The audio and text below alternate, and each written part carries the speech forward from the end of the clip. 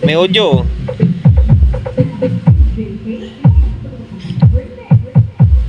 Di ba? May audio siya. Baka mamaya yung speaker nagkaganda sunog doon. Trident na CA7 na naman. Kasi tumumal tayo sa may LX10, LX20. Ito yung pumalit ngayon. CA5 or CA7. Okay, pasensya na. Medyo mahina siguro yung audio natin dahil hindi tayo naka mic. Hindi ko dala yung mic natin. Ayan. Ang may-ari nito ay si Sir ng taga Pampanga. Pampanga, tama ba ako? Taga Bulacan. Basta Pampanga. Sige. Pampanga. Ayan. Una-una sa lahat, maraming salamat. And then shoutout sa inyo, Sir. Maraming salamat dahil ako yung pinagkakatiwalaan nyo na gumawa ng unit nyo. Okay? Ang issue kaya din na rito sa atin, siyempre paggawa. Sabi daw nung una, yung isang channel daw is hindi na gumagana. Ngayon, yung isang channel na lang, kinabitan niya ng halos lahat ng speaker, doon niya kinabit. Kaya bumigay na rin yung isang channel. Ayun, bali ito yung mission natin for today's video. Naway magawa natin siyempre. And then yung package or deal na usapan namin ni Sir dito ay ayun na nga, i-fix bias yung most requested sa atin. Tapos kung merong slot daw ng transistor is dadagdagan na lang natin. And then ako na lang daw bahala. Ayan. So ngayon, bali buksan natin to. Or, teka lang pakita ko muna sa inyo. Naka-plug in yan. Tingnan natin kung ano yung kalagayan nito. Okay, wala namang ilaw yung bulb natin. Narinig naman ako nag-relay. Natin kung bababa yung protect. O bumaba naman yung protect niya. Naka normal mode naman siya Okay, buksan na lang natin para mas makita natin, hindi masukatan natin kung ano talaga yung pinaka-issue niya. Binuksan and then binuhay ko na. Kasi nagsukat na ako ng bias para mabilis na lang yung video natin ngayon dahil marami tayong abuling gawa. Nagsukat ako although may bias naman. Bakit ganito? Sa amin ni Bossing walang audio. Baka mamaya yung speaker niya nagkaganda sunog na doon. Ito nasa halos magpo 0.3 Dito naman medyo mababa lang ng konti dito. May bias siya. Ngayon, lagyan natin ng audio. Tingnan natin kung may audio ito or wala. Naglagay na ako ng speaker nito. Natin to. Naglagay na ako ng speaker. Naglagay ako ng audio source. Ang good news, may audio. Ang bad news kung bakit dinala ni Sir dito. 'Di ba? Ang bad news kung bakit dinala rito ni Sir. Ang good news para sa akin, ang good news dahil may audio siya, 'di ba? Gulo, 'di ba? Ang masama nito baka mamaya yung speaker ni Sir ang nasunog doon or basta. Okay, may audio siya. Ito, yung cellphone natin, yung audio source natin na isa. Pasensya na kung hindi tayo naka-mic kasi. Ayun may audio.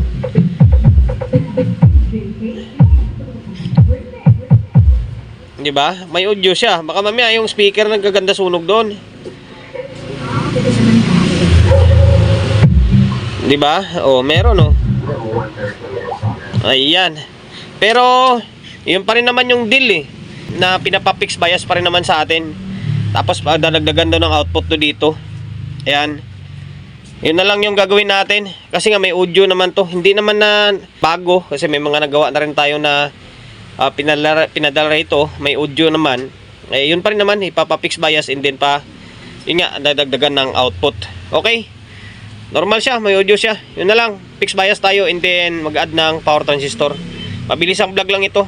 Nabaklas, napalitan, and then binalik ko na. Gulo Ito yung trimmer nyo, 332. Means 3.3. 332 meaning 3.3 yung value nito. Ngayon, ang nilagay natin ay 2.7. Ayan. 2.7. Ayan na makita. Ayan. Ayan, 2.7 yung Phoenix natin. Mamaya na lang tayo mag-add ng transistor kapag nakuha na natin yung bias dito para yun din gagamitin natin dito. Okay? Ngayon, pakita ko sa inyo. Kasi binalik ko na yan. Yung kulang na lang dito, ito yung speaker. Okay, nag-relay siya. Pasensya na kayo, yung audio natin paiba-iba dahil yun nga, yung wala tayong lapel ngayon. Wala tayong mic.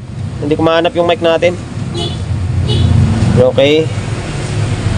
Oh, walang kinaiba sa una kanina, oh.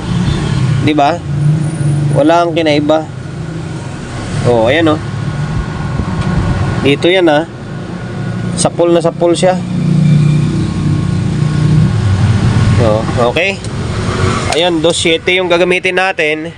Next natin ay mag-add tayo ng power transistor, tapos i-fix na rin natin ito sa may kabilang side. Okay? Ito yung isa. Fix bias na tayo. Ito yung una natin kanina. Para sa naman value yan 2.7, tapos nag-add tayo ng output. Ayan. Ito, iba yung kulay ng washer, oh. Tapos ito yung kapares nya, A1943 and then C5200. Mas maganda nito sa mga gustong DIY or magdagdag ng transistor sa mga unit nila ay no need na kayo magdagdag ng base resistor and then sa emitter nya yung bloke, kasi may nakaabang na siya. Kumaga sasalpakan nyo lang talaga. Okay? Tapos ito rin yung isa, kompleto na. Bali 1, 2, 3, 4, 5, 6, 7, 8 na. 8 piraso na transistor yan. Although 1, 2, 3, 4, 5, 6, 7 alo yung drive nya. Okay. Ito, na brush ko naman na ito. Konting buga na lang na compressor. Ngayon, balik ko na muna yung heatsink. Tapos audio testing tayo, or sukat-sukat muna konti. Tapos audio testing, sabay linis na. Mabilis ang vlog lang. Balik ko na yung dalawang board. Ayan, salpak na rin natin yung mga kable. Kulang na lang dito is tornilyo na lang. Ayan na, pagtapos na yung vlog natin, saka natin tornilyo. Tapos ito, na-compressor ko na. At paano, medyo luminis-linis naman na konti. Okay. Sukatan natin ano yung bias nya. So ayan, halos na sa maganda yung bias nito. Halos magpo 0.3 lang siya, oh. Katulad lang din ng kanina. Ay, dito kasi kanina tumaas na, eh. Indikasyon na mag-iinit na rin yun. Ito yung dinagdag natin, ah. O, ayan, oh. Okay. Normal na ito. O, balik natin yung mga speaker. And then, audio source natin. Balik ko lang muna. Okay, naibalik ko na yung speaker ulit. Ayan, tapos audio source natin. Itong cellphone natin. Isa, naka-stereo mode. Ayun yung mga speaker natin. Pasensya na sa background. Okay, channel 1.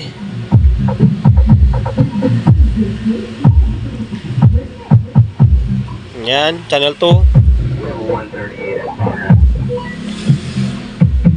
Yan. Okay. Although working naman talaga ito, eh.